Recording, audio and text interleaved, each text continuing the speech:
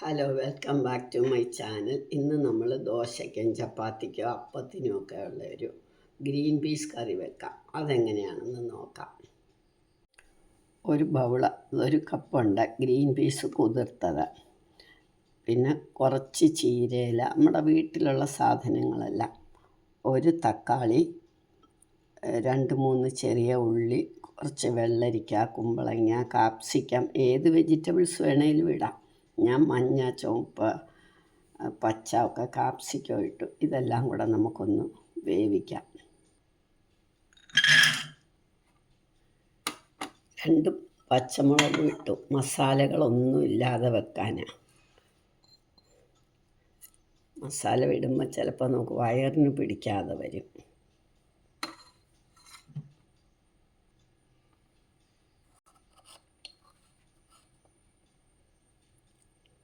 ഉപ്പ്, മഞ്ഞൾപ്പൊടി, ആവശ്യത്തിന് വെള്ളം.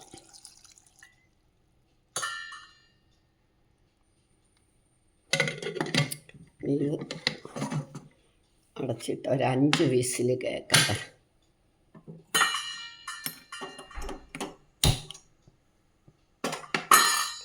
അഞ്ച് വിസിലാകുമ്പോൾ നമുക്ക് നിർത്താം. 5 വിസിൽ കഴിഞ്ഞ് നമുക്കിത് ഓഫാക്കാം. തുറന്ന് നോക്കാം.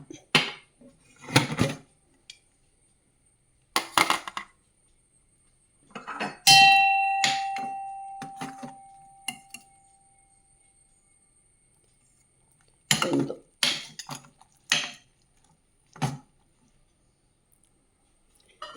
നമുക്ക് സ്റ്റൗ ഒന്ന് ഓണാക്കാം.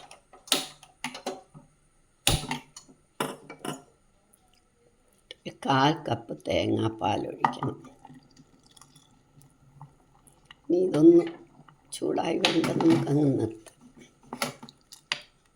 2 കറിവേപ്പിലയും കൂടെ ഇടണം.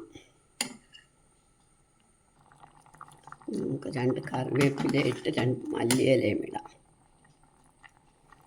ഇത് ചപ്പാത്തിക്കും നല്ലതാണ്, ദോശയ്ക്കും നല്ല, ചോറിൻ്റെ കൂടെ വേണേലും കഴിക്കാം. ഇനി നമുക്കിത് സെർവിങ് ഡിഷിലോട്ട് എടുക്കാം. നിങ്ങളെല്ലാവരും ഇത് ട്രൈ ചെയ്ത് നോക്കണം. ഇഷ്ടമായെങ്കിൽ ലൈക്ക് ചെയ്യണം, സബ്സ്ക്രൈബ് ചെയ്തിട്ടില്ലാത്തവർ സബ്സ്ക്രൈബ് ചെയ്യണം, ഷെയർ ചെയ്യാനും കമൻറ്റ് ചെയ്യാനും മറക്കരുത്.